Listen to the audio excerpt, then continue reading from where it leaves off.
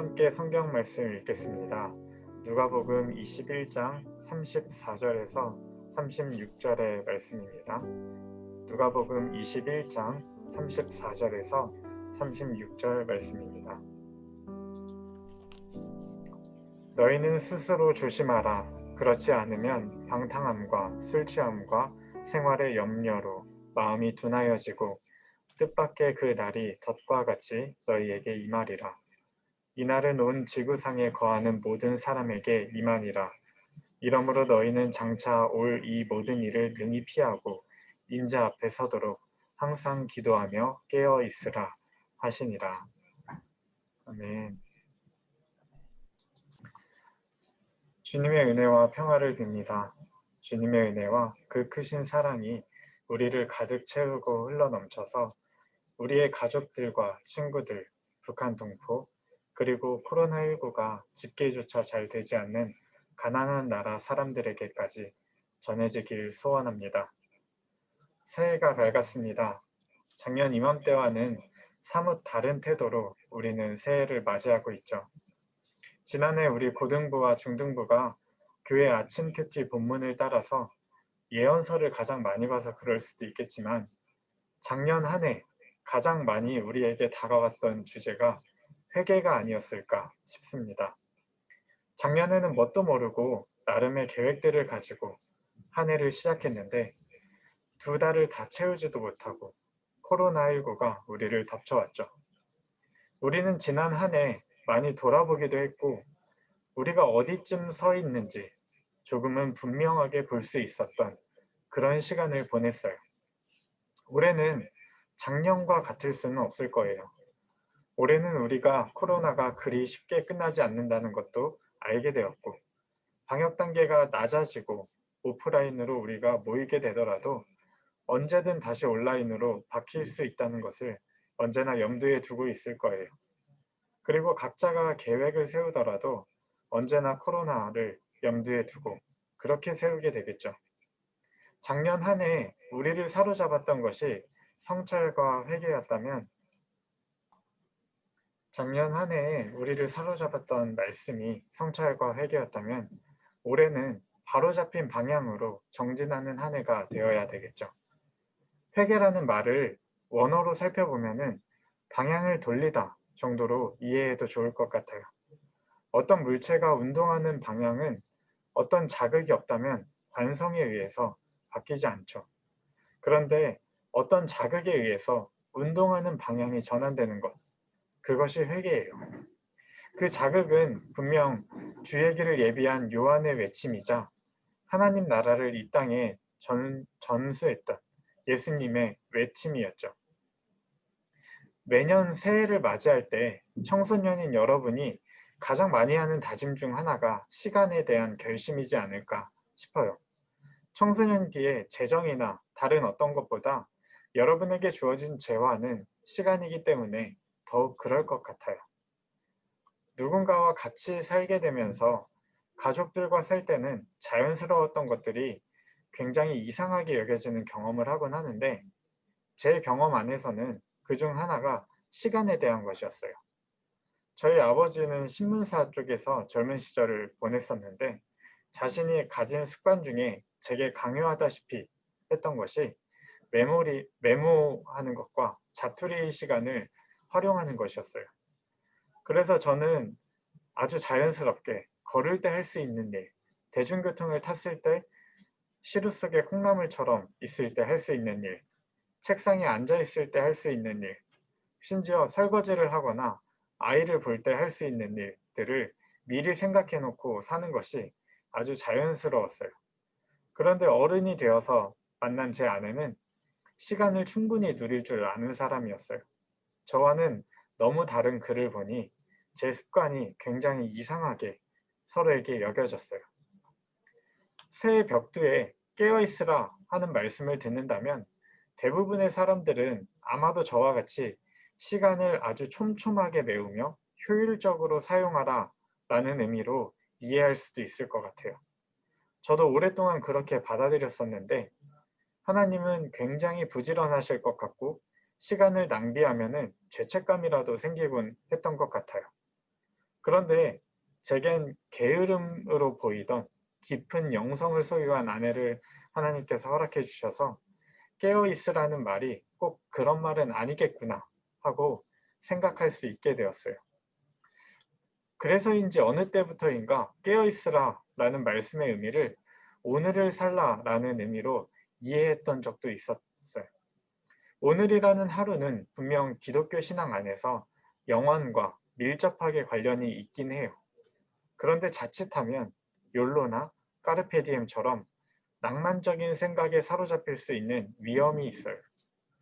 오늘을 산다는 것이 굉장히 그럴듯해 보이지만 그 속을 들여다보면 시대의 유행을 따라 남들처럼 사는 삶일 수도 있어요. 그런데 오늘 말씀을 다시 보니 깨어있으라 라는 말씀이 자본주의적 맥락에서 시간을 효율적으로 사용하라는 것도 아니고 마치 개개인의 삶이 중요해진 오늘날의 사회에서 오늘을 즐겨라 라는 말과 사뭇 다르겠다 싶었어요. 그러면 대체 우리 주님이 말씀하신 깨어있으라 라는 것은 어떤 의미일까요?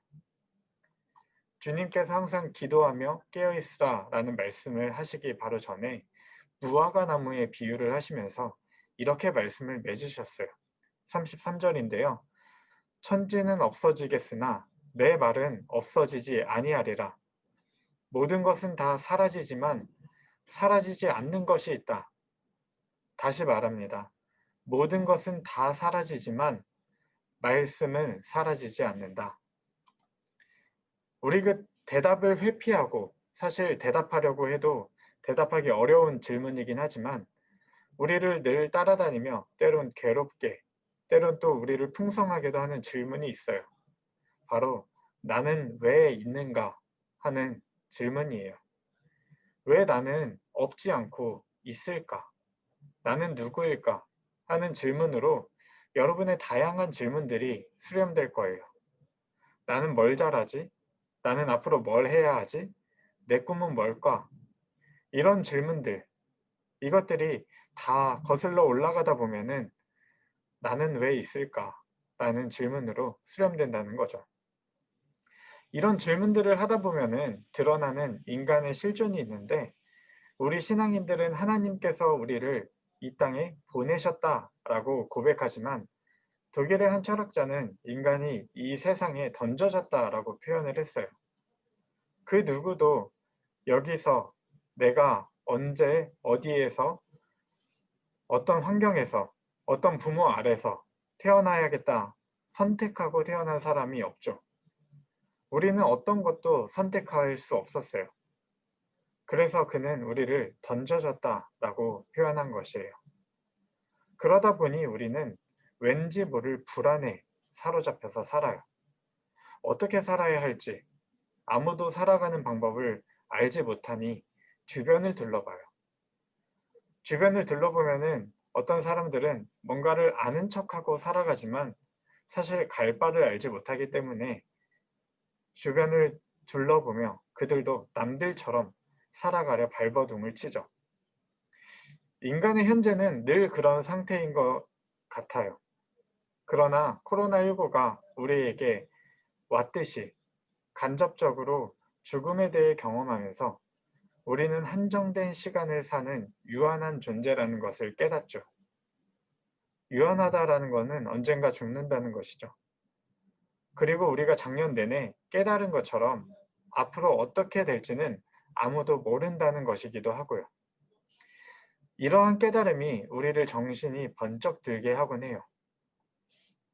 우리가 유한하다는 것을 알게 되었을 때, 그러니까 우리가 죽음을 생각할 수 있을 때, 과거에 이 세상에 던져졌던 인간이, 현재에는 남들처럼 사는 인간이 미래를 향해 자신을 던질 수 있다라고 그 철학자는 생각했어요. 그의 생각은 분명 이 말씀을 이해하는데 큰 도움이 되어요. 우리 신앙인의 태도는 어때야 할까요? 하나님께서 그분의 선한 계획 안에서 우리를 창조하셨고 고유하게 우리의 삶의 결을 만드셨어요. 그리고 새해 첫 주일 주님이 우리에게 이렇게 말씀하셔요. 너희는 스스로 조심하라. 그렇지 않으면 방탕함과 술 취함과 생활의 염려로 마음이 둔하여지고 뜻밖의 그 날이 덫과 같이 너희에게 임하리라.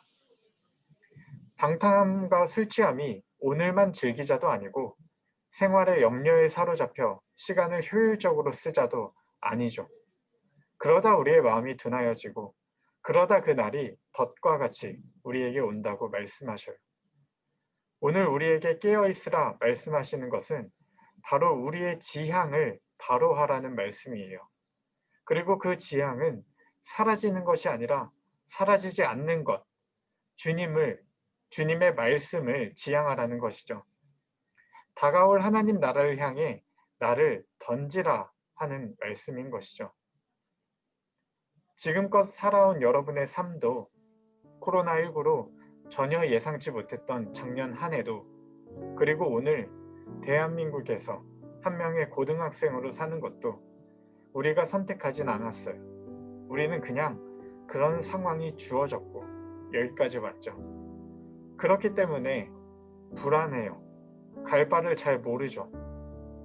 그래서 주위를 둘러보고 주변 사람들이 어떻게 하는지 살펴보죠.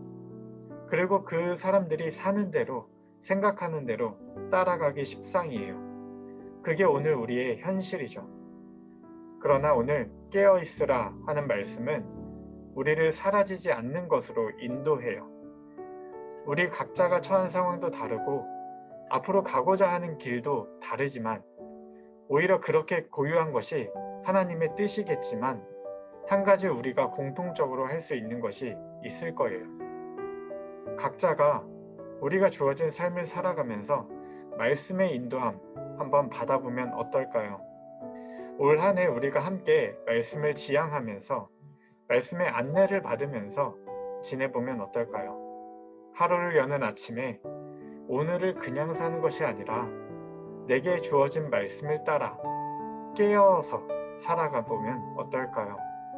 그렇게 하루하루 쌓인 것이 곧 썩어지지 않는 것, 사라지지 않는 것이 되지 않을까요? 제가 이 말씀을 준비하면서 묵상하게 되었던 찬송가가 있는데요. 그 가사를 읽으면서 오늘의 말씀을 맺으려고 합니다. 주 앞에 나올 때 우리 마음 기쁘고 그 말씀 힘되어 새 희망이 솟는다. 고난도 슬픔도 이기게 하시옵고 영원에 잇대어 살아가게 하소서. 우리의 자랑과 기쁨, 생명의 하나님, 우리 예배를 받아주시옵소서.